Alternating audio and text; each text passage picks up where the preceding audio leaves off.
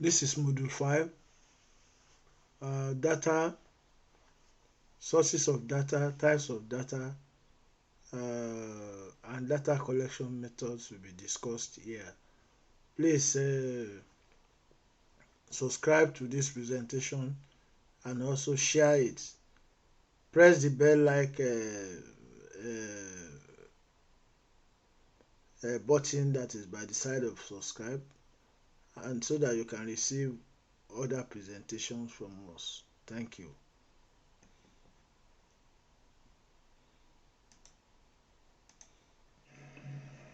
Now let's go to data sources, types and methods of collection. Research data. Research data have factual materials. They are commonly recorded.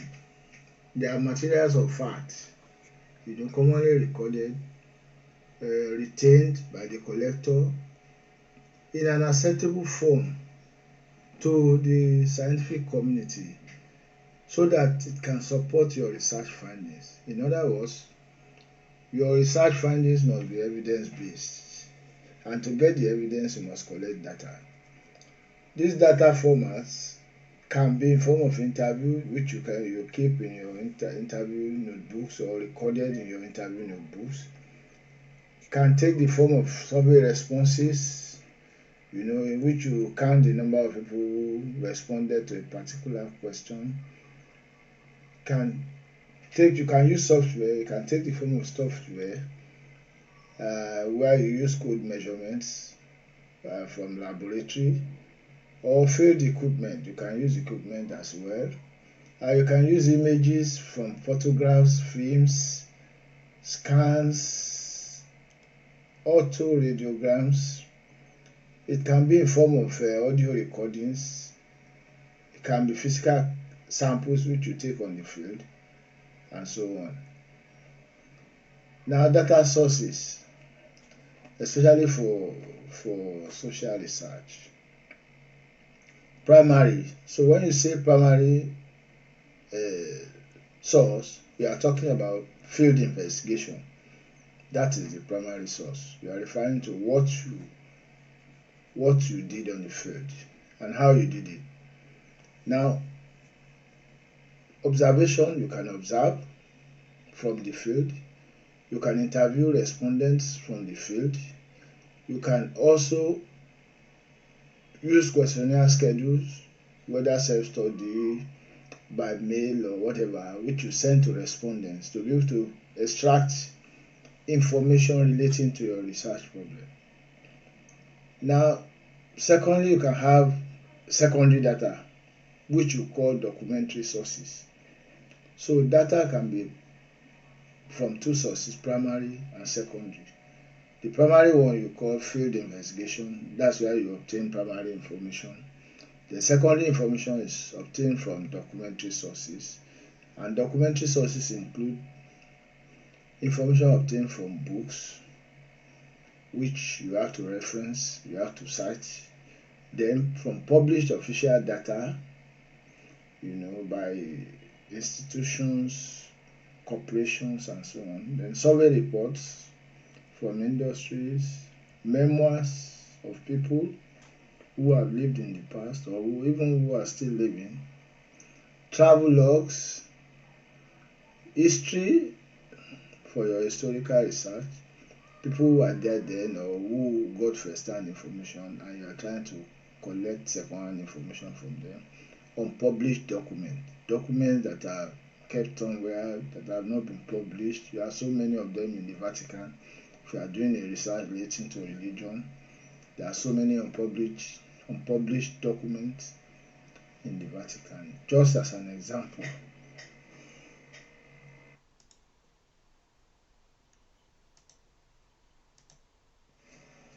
Yes, you can classify data majorly into qualitative and quantitative. So you have qualitative data and quantitative data.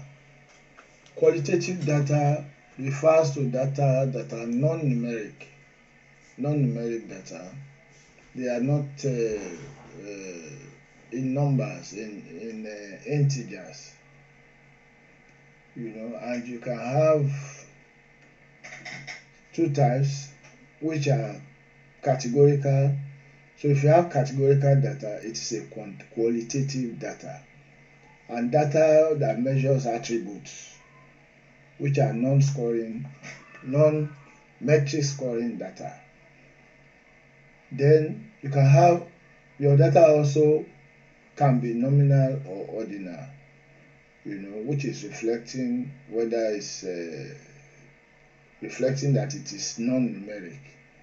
Now, if you look at the schematic on the right side, you will see that qualitative data, as I've explained, consists of nominal data and ordinal data, basically, because both explains categories and attributes, and they are non-numeric.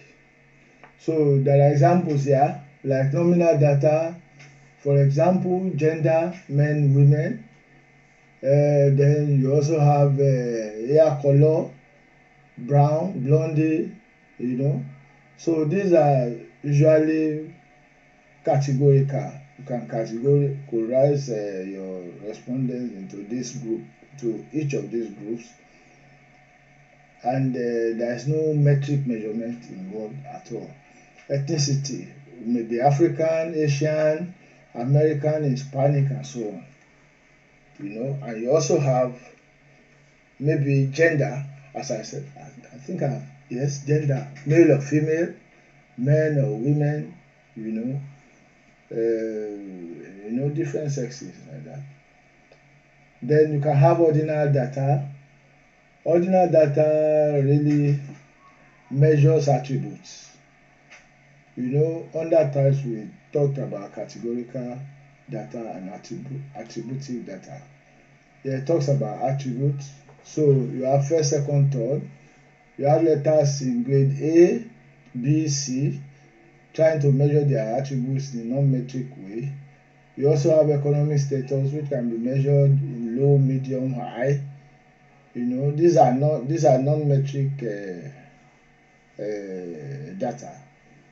Then ordinal data you have, both of them will come under qualitative. Then you have quantitative. Quantitative also can be categorized into two. You have discrete data that have numbers in a particular segment. Those are discrete data. Then you also have continuous data.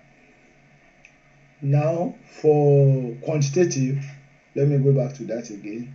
Quantitative data are usually metric or numeric, if you like. Then the types are continuous and discrete data, as you can see on the schematic on your right. Then scale or data format, interval and ratio.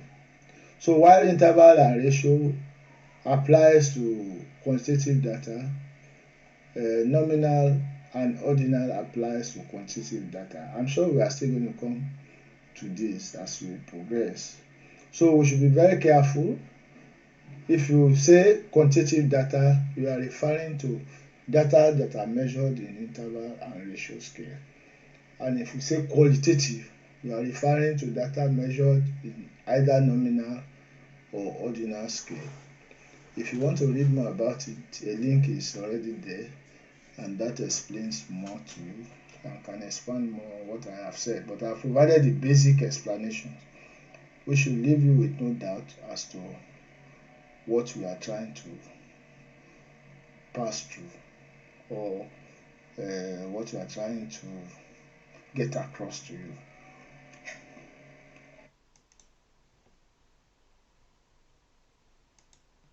Yeah, for the sake of further explanation, let me try and explain metric, non-metric data, and metric data. Non-metric data is data that is ranked, and it has no linear pattern, and that is called non-metric data. Is usually nominal and categorical, or ordinal, if you like, because ordinal is categorical also, and you rank it. So non-metric data is usually ranked, and that is ordinal. You can also rank nominal, male and female. You can, how many female, how many male, so you can rank them. And they have no linear partnership. The male is not greater than female. If you label male 0 and female 1, does not mean that female is greater than male. Or you make it 1 2, it does not mean that the one that has 2 is higher. There's no linear pattern to it. So what is categorical data? Which falls under non-numeric data? This data arises from variables which are divided into groups. You can have examples in race, sex, age, group, and educational level. So you divide them into groups. For example, race, Hispanic, African American, and so on. You just group them like that. Under race, sex, you have male, female. Age, you can have them also in categories. Then group, age group as well. The educational level, you can also categorize them. Then attribute data, which is the second arm of non-metric data that have a quality characteristic that meets or does not meet a product specification. So it's attached to product specification, defective or not defective. It's also categorical somehow, because you count the number of defective and the number of not defective, or the number of those who passed and failed. So it's a form of categorical, but it's measuring attributes this time, whether it's good or bad, whether it can be used or cannot be used. That is the basic difference. But attribute data are also categorical data. Then metric data that is measured in real numbers, usually on the interval and ratio scale, because those are real numbers. So continuous data, the values of observation belonging to it may take any value within a finite or infinite interval which you can count. So if it's something you can count, there is order there and you can measure, then that's a continuous data, and that's a metric data. E.g. height, weight, temperature, amount of sugar in an orange, time required to run a mile, and so on. These are continuous data because you can count, you can order them, and you can also measure. Then discrete data that supports the numerical characteristics of counting. Number of patients in a hospital, for example. This is an example of a discrete data. Number of students in a class. The moment you start counting, say the number of product or number of subjects in a given area, say in a classroom, in a hospital, or in the stadium, that is an example of discrete data. Data that supports the numerical characteristics of counting. If you want to make any sense of that data, you have to count.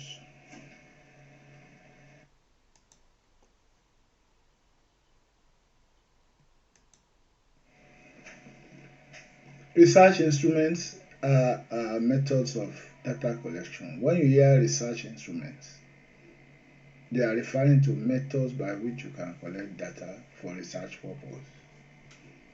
One, experimentation. You can collect data by experimentation. That means you are trying to control how subjects are assigned to groups and treatment of each group, and the treatment of each group, or the treatment that each group receives. So you have to in experimentation there is an element of control usually which you use, and you assign to groups, and you treat each group, and you try to see what impact it has on the groups. but you have one that is controlled so that you can really measure the impact, how effective it is. So, but anyway, we'll come to experimentation later. Research instrument one of the methods of collecting data is experimentation, and I've just explained that. Then the other one, interview. Interview means that you go and talk to your respondents, and the instruments you are holding will be a structured interview. Could be a structured interview, or what we call interview schedule. It could be unstructured. Structured means you have already prepared what you are going to ask and you are not going to deviate.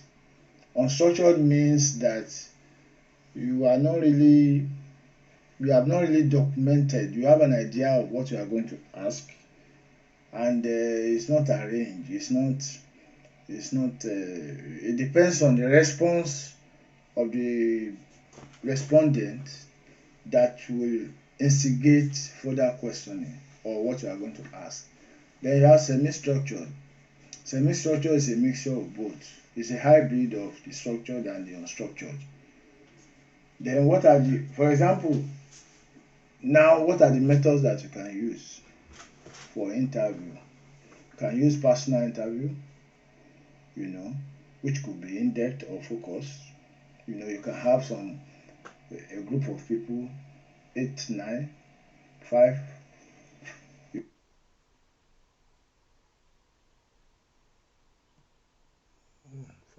Five in your tongue. Oh.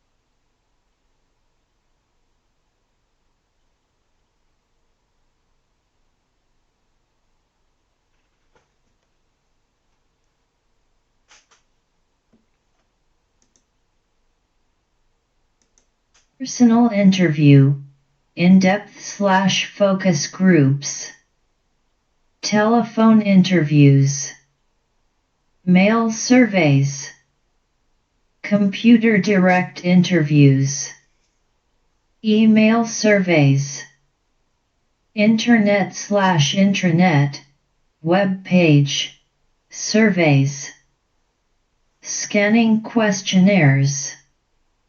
3. Questionnaire https://researchmethodology.net/research-methods/survey-methods/questionnaires 2/ Mail questionnaire, self-administered questionnaire. 4. Observation. V. Documents E.G. Literature survey, records survey used as basis for business and economic forecasts.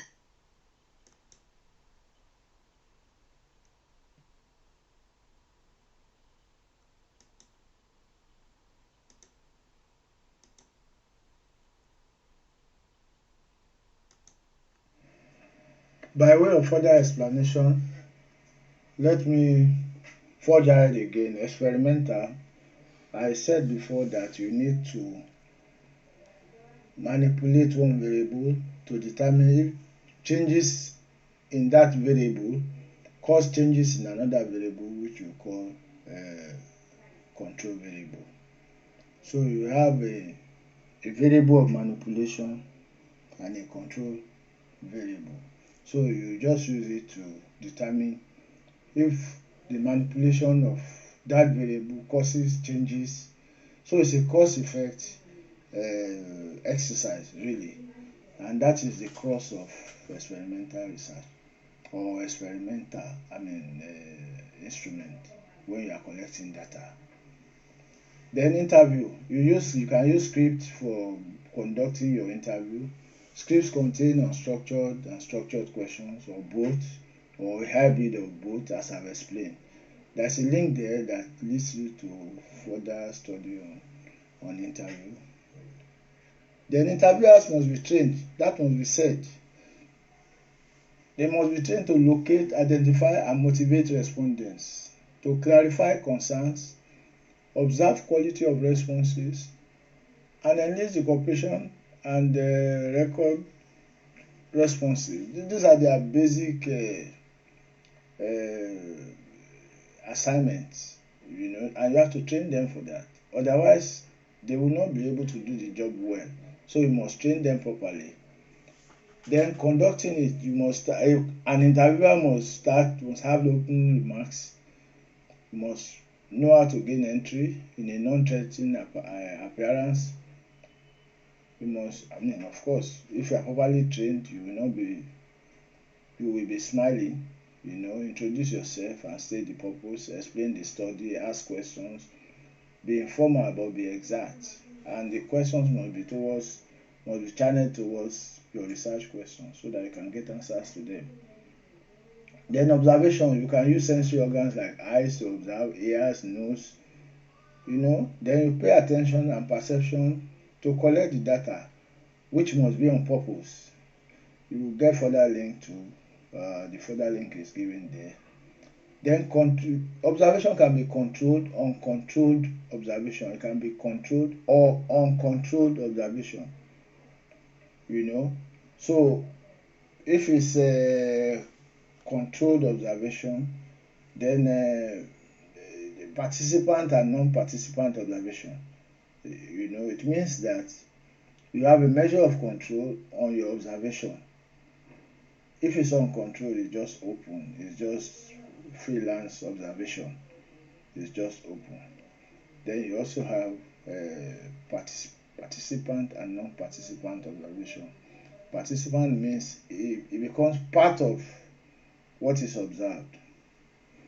It enters into the midst of the respondents and try to collect as much information as possible without being identified, without being known.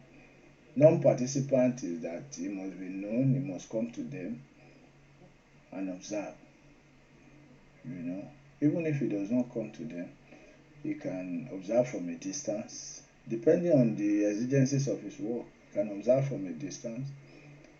And if he decides to participate, he must be part of the respondent and take information without being identified.